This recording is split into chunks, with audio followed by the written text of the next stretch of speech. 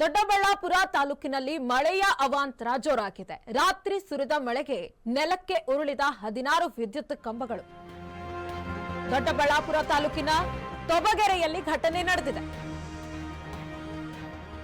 ದೊಡ್ಡಬಳ್ಳಾಪುರ ತಾಲೂಕಿನಲ್ಲಿ ಮಳೆಯ ಅವಾಂತರ. ರಾತ್ರಿ ಸುರಿದ ಮಳೆಗೆ ನೆಲಕ್ಕೆ ಉರುಳಿದ 16 ವಿದ್ಯುತ್ ಕಂಬಗಳು. ದೊಡ್ಡಬಳ್ಳಾಪುರ ತಾಲೂಕಿನ ತೊಬಗೆರೆಯಲ್ಲಿ ವಿದ್ಯುತ್ ಕಂಬ ಬಿದ್ದ ಕಾರಣ ವಿದ್ಯುತ್ ಪೂರೈಕೆ ಸ್ಥಗಿತ.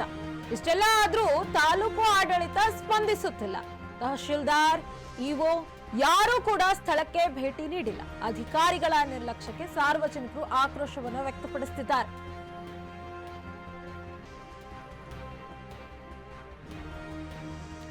ದೊಡ್ಡಬಳ್ಳಾಪುರ ತಾಲೂಕಿನಲ್ಲಿ ಮಳೆಯ ಅವಾಂತರದಿಂದ ರಾತ್ರಿ ಸುರಿದ ಮಳೆಗೆ ನೆಲಕ್ಕೆ ಉರುಳಿವೆ 16 ವಿದ್ಯುತ್ ಕಂಬಗಳು.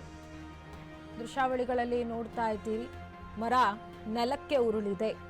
ಇನ್ನು 16 ವಿದ್ಯುತ್ ಕಂಬಗಳು ಸಹ ನೆಲಕ್ಕೆ ಉರುಳಿರುವಂಥದ್ದು. ದೊಡ್ಡಬಳ್ಳಾಪುರ ತಾಲೂಕಿನ ತುಬಗೆರೆಯಲ್ಲಿ ಘಟನೆ ನಡೆದಿದೆ. ವಿದ್ಯುತ್ ಕಂಬ ಬಿದ್ದ ಕಾರಣ ವಿದ್ಯುತ್ ಪೂರೈಕೆ ಸ್ಥಗಿತವಾಗಿದೆ. ಇಷ್ಟೆಲ್ಲ ಆದ್ರೂ ಸಾರ್ವಜನಿಕರು ಆಡಳಿತಕ್ಕೆ ಪ್ರಶ್ನೆ ಮಾಡಿದ್ರೆ ತಾಲೂಕು ಆಡಳಿತ ಸ್ಪಂದಿಸ್ತಾ ಇಲ್ಲ. ತಹಶೀಲ್ದಾರ್ ಆಗಿರ್ಬೋದು, ಇಒ ಆಗಿರ್ಬೋದು, ಯಾರೂ ಕೂಡ ಸ್ಥಳಕ್ಕೆ ಭೇಟಿ ನೀಡಿಲ್ಲ. ಏನಾಗಿದೆ ಅಂತ ಕೇಳಿಲ್ಲ. ಇಷ್ಟು ಬೇಜವಾಬ್ದಾರಿಯಿಂದ ಇದ್ದಾರೆ. ಅಧಿಕಾರಿಗಳ ನಿರ್ಲಕ್ಷ್ಯಕ್ಕೆ ಸಾರ್ವಜನಿಕರು ಇದೀಗ ಆಕ್ರೋಶವನ್ನ ವ್ಯಕ್ತಪಡಿಸುತ್ತಿದ್ದಾರೆ.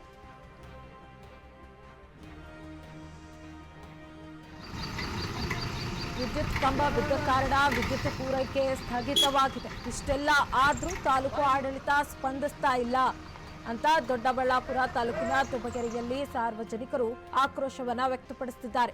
ರಾತ್ರಿ ಸುರಿದ ಮಳೆಗೆ 16 ವಿದ್ಯುತ್ ಕಂಬಗಳು ನೆಲಕ್ಕುರುಳಿವೆ. ಮಳೆಯ ಅವಾಂತರದಿಂದ 16 ವಿದ್ಯುತ್ ಕಂಬಗಳು ನೆಲಕ್ಕೆ ಉರುಳಿರುವಂಥದ್ದು. ತುಬಗೆರೆಯಲ್ಲಿ ಘಟನೆ ನಡೆದಿದೆ. ವಿದ್ಯುತ್ ಕಂಬ ಬಿದ್ದ ಕಾರಣ ವಿದ್ಯುತ್ ಪೂರೈಕೆ ಸ್ಥಗಿತವಾಗಿದೆ. ಇಷ್ಟೆಲ್ಲ ಆದ್ರೂ ತಾಲೂಕು ಆಡಳಿತ ಸ್ಪಂದಿಸ್ತಾ ಇಲ್ಲ. ತಹಶೀಲ್ದಾರ್, ಇಒ ಯಾರೂ ಕೂಡ ಸ್ಥಳಕ್ಕೆ ಭೇಟಿ ನೀಡಿಲ್ಲ.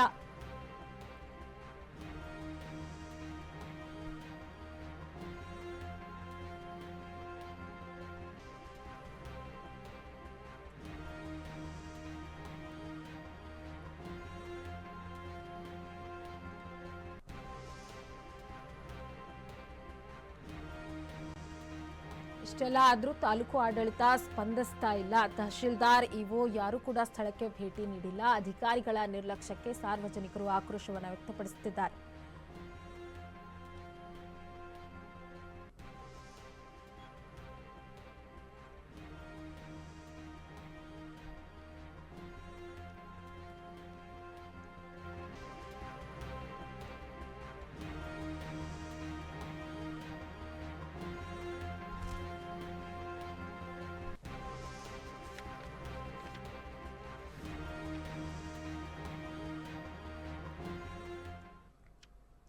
ಕೊನೆಯಲ್ಲಿ ಮತ್ತೊಮ್ಮೆ ಹೆಡ್ಲೈನ್ಸ್.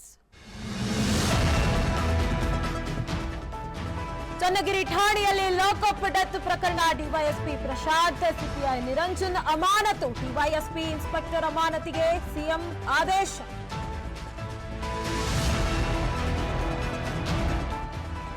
ಮೃತ ಆದಿಲ್ಗೆ ಮೂರ್ಛೆ ರೋಗ ಇತ್ತು. ಚಿಕಿತ್ಸೆ ಫಲಿಸದೆ ಯುವಕ ಮೃತಪಟ್ಟಿದ್ದಾನೆ. ಇದು ಲಾಕಪ್ ಡೆತ್ ಅಲ್ಲ ಎಂದು ಸಿಎಂ ಸಿದ್ದು.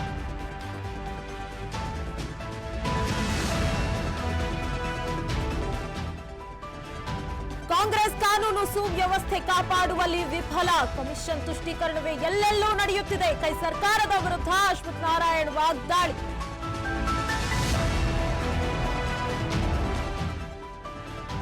ದೇವೇಗೌಡ್ರೆ ಪ್ರಜ್ವಲ್ನ ವಿದೇಶಕ್ಕೆ ಕಳಿಸಿದ್ದಾರೆ ಎಂದ ಸಿಎಂ ಎಲ್ಲಾ ಮಾಹಿತಿ ಇಟ್ಕೊಂಡೇ ಈ ಬಗ್ಗೆ ಹೇಳಿದ್ದಾರೆ.